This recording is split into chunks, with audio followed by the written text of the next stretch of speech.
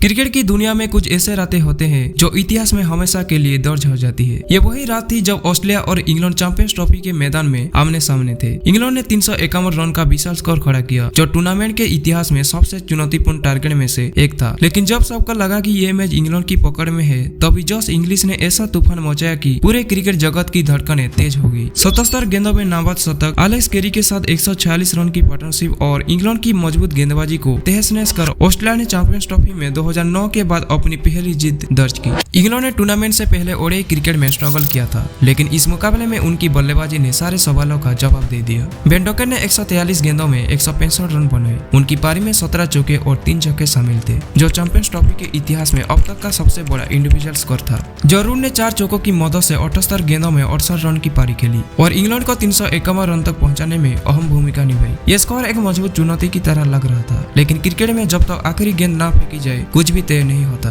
Australia की पारी की शुरुआत में ही इंग्लैंड के गेंदबाजों ने मैच को एक तरफा करने की पूरी कोशिश की। चपरा आर्चर ने ट्रेविस हेड को जल्दी आउट कर इंग्लैंड को पहली सफलता दिलाई। मार्वुल ने 150 किलोमीटर पर आवाज से तेज गेंदबाजी करते हुए स्टीव स्मिथ को चलता किया। इस झटके के बावजूद ऑस्ट्रेलिया के बल्लेबाज लड़ने के लिए तैयार थे। मेटसॉर्ड और मार्नो लाउसेन ने पारी को संभालने की कोशिश की, लेकिन इंग्लैंड के स्पिनर ने उन्हें दबाव में डाल दिया। आदिल रशीद और लियोम लिविंगस्टन ने बीच के ओवर्स में रन्स की गति को धीमी कर दी और विकेट निकालने में भी कामयाब रहे। इस समय तक इंग्लैंड को लग रहा था कि वे मैच को अपनी पकड़ में कर चुके हैं, लेकिन असली कहानी तो अब शुरू हुई। जॉस इंग्लिश और एलेक्स कैरी ने मोर्चा संभाला और इंग्लैंड की गेंदबाजों को तहस-नहस करना शुरू कर दिया। उन्होंने स्पिनर के खिलाफ आक्रामक रणनीति अपनाई और इंग्लैंड के तेज गेंदबाजों पर भी दबाव बना दिया। जॉस इंग्लिश ने जैसे ही अपनी आक्रामकता बढ़ाई, इंग्लैंड के फील्डर्स और बॉलर्स घबराने लगे। उनकी 77 गेंदों में शतकीय पारी ने मैच का रुख पूरी तरह पलट दिया। उन्होंने 8 चौकों और 6 छक्कों की मदद से 86 गेंदों में नाबाद 120 रन बनाए। एलेक्स कैरी ने भी 63 गेंदों में 69 रन की शानदार पारी खेली और इंग्लैंड की बची कुछ उम्मीदों को तोड़ दिया।